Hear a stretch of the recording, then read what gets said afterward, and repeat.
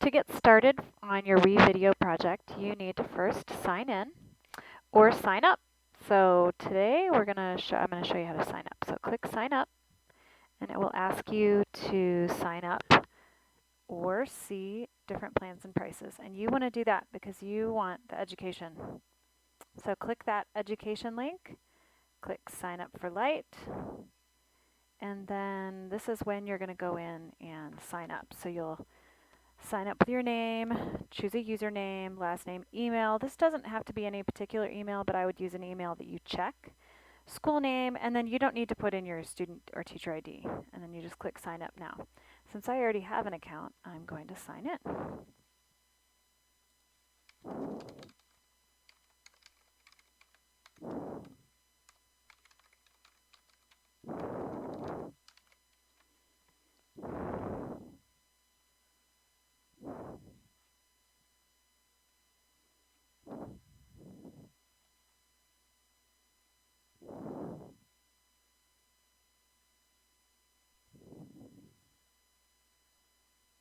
Okay, when you come in here, you'll see that you have no projects. I have lots of projects, but you will have no projects here.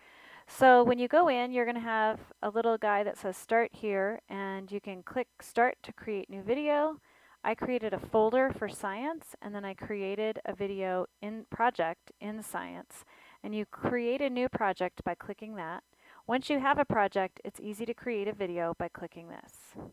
That plus will open up your movie editor.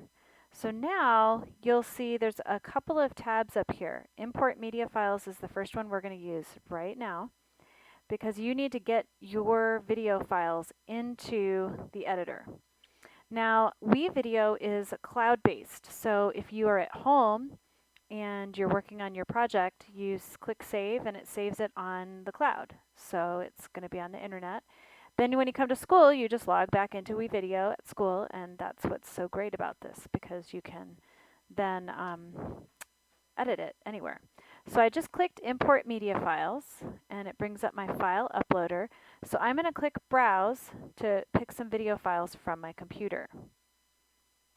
Okay, so it brought up my H drive, which is where I have this video, and I'm going to click open, and it's just going to start adding that. And I'll click upload. Once I've finished uploading, it will show up here in my private files. Okay, so now what it'll show you is here's my private files, my media. Here's all kinds of clips. And any kind of video will be included there as well as any kind of still shots. They sort of have these, you'll see it right above the hand that I have here, the little circle. It'll show that that's a clip because it's kind of got a little video circle. This one is a photo because it's showing that it's got sort of a jagged mountain peak. Now down below you'll see also in my private files I'll probably have some music as well, and those show up as this, and you'll see there's little headphones. So I'm going to drag in this video. This is just some random video, and you just click it and drag it onto the video image timeline. Now if I want to add in some music, I can drag that music file down to the audio track. And while I'm here, I can edit that video or audio by, I don't know if you can see that little sign, but it looks kind of like a dot. And I can use that. I can create points on that line to create new dots. And if I wanted to fade that video in from black, I can take that dot and now it's going to fade that video in. And then I'm going to fade it out. Let's watch. And then here's same with the music. So I'm going to fade it in and then fade it out. So I'll create another little dot on there and drag it up so it goes up. Now to preview that, I'm going to take my little cursor here, my arrow, and go back and click play. Okay, so you can hear that there's audio in the video that's up. So if I hit that little arrow down, I can take that audio and make it go off. So we're going to go back again. And now you shouldn't hear that second audio in there. So let's click. And maybe that audio is way too loud. I don't know. I'm old. For me, it's too loud. But what you can do, you'll see that it kind of fades that video in. So let's give it a little longer to fade in so you'll see that effect. Oh, and you know what? I forgot to add a transition. So we're going to crossfade in. And so that's a transition or an effect to go from black here. And you'll see as I drag it across, it's kind of showing how it's crossfading in. All right. Okay, so far we have pulled video down, edited audio, and added in a transition. There's a couple of different things you can do. The audio features have lots of free instrumental. So there's action speed, there's disco dance music, there's all kinds of crazy stuff. They also have plenty of transitions, so cross dissolve, cross mosaic. Some of these get kind of old and are a little bizarre. So unless you really need to use those, I always recommend go simple. And then there's also graphics. And graphics is where you'll put in your text. So if you wanted text to go into your document, or into your video, sorry, you would click on that and then you would drag it to that graphics line. And then once it's there, you go here to your area and you highlight it, and then you can put in your graphics. Although, for whatever reason, sometimes the first time it just doesn't like to go. So if this happens to you, go back down to here, select the text, delete it, and then re-drag it down. I don't know why that happens, but sometimes it does. So go in, hit backspace, and then you just type.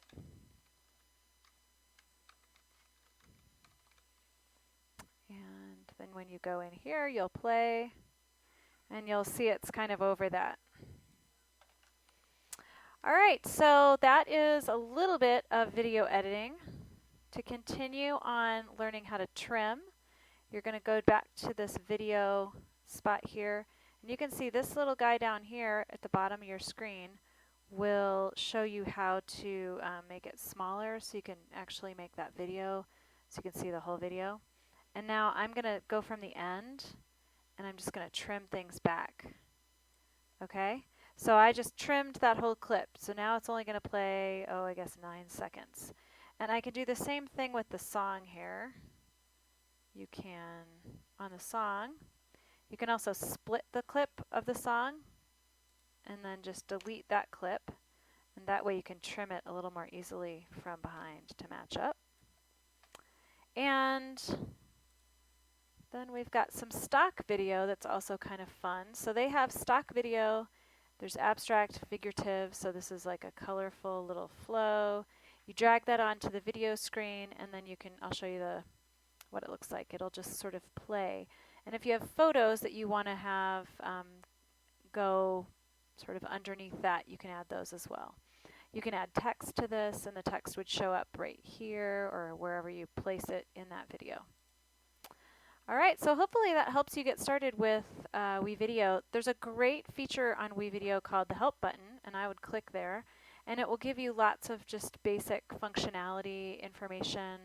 But really, I think you guys aren't going to have too much trouble. It's pretty self-explanatory the way you use it.